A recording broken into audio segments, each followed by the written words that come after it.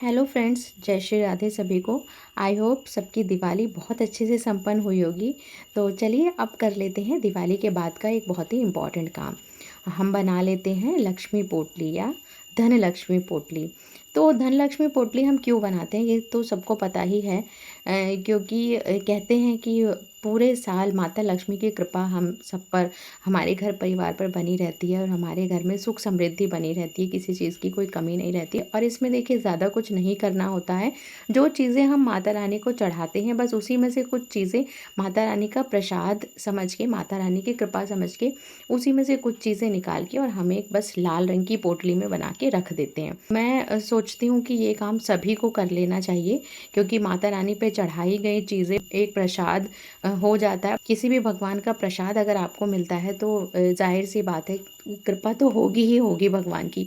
तो इसलिए मैं तो ज़रूर करती हूँ और मैं इसीलिए शेयर कर रही हूँ कि आप लोग भी कीजिए। और बहुत मुश्किल काम नहीं है, बस कुछ चीज़ें खरीद के लानी है, माता रानी को चढ़ानी है और बस उसी में से उठा के एक पोटली में बना के और अपने लॉकर में रखना है। तो इसके पहले मैंने बताया था, पुरानी पोटली निकाल के कुछ चीज़ें हम लोग यूज़ कर लेते हैं और कुछ चीज़ें हम लोग नई लेके आते हैं। जिनको नहीं आती है बनानी, बहुत ही सिंपल तरीके से मैंने बताया है, सीख लीजिए। और अगर इस बार नहीं बनाई है तो अगले साल ज़रूर बनाएं। देखिए, हम जो माता रानी को सप्तधान चढ़ाते हैं उसमें से थोड़े से अक्षत ले लेंगे और थोड़ा सा धनिया ले लेंगे।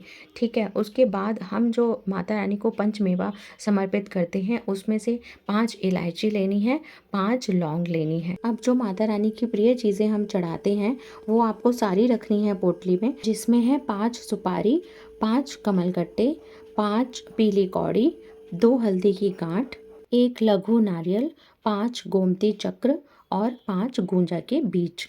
और गणेश जी की भी कृपा हमारे ऊपर बनी रहे, इसके लिए गणेश जी पे चढ़ाई गई दूर्वा में से थोड़ी सी दूर्वा निकाल के भी हम पोटली में डालते हैं, क्योंकि माता लक्ष्मी से पहले गणेश जी की कृपा होना बहुत ही ज़रूरी है। गणेश जी हमें सद्बुद्धि प्रदान करते हैं और सद्बुद्धि व धर्म के साथ किए गए कार्यों पर ही माता लक्ष्मी की कृपा होती है।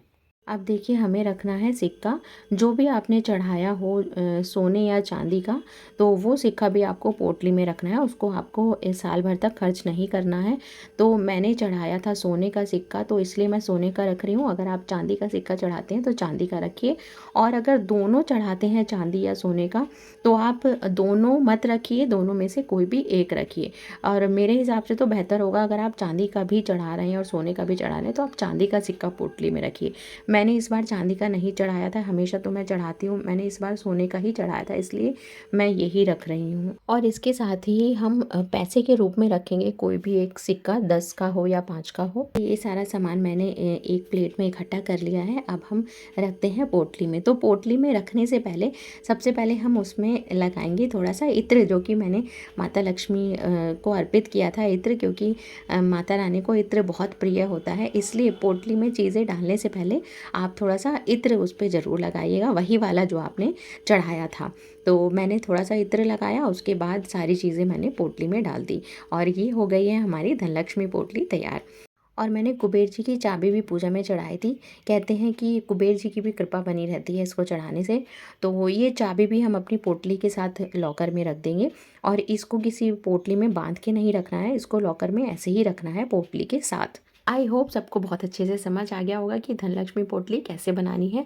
तो जिन्होंने इस बार नहीं बनाई वो अगली बार ज़रूर बनाएं, और जिनके पास कुछ चीज़ें कम हैं तो वो अगली बार सारी चीज़ें रखें पूजा में, और इस बार जितनी चीज़ें हैं उतनी चीज़ें ही पोटली में करके रखें। राधे राधे।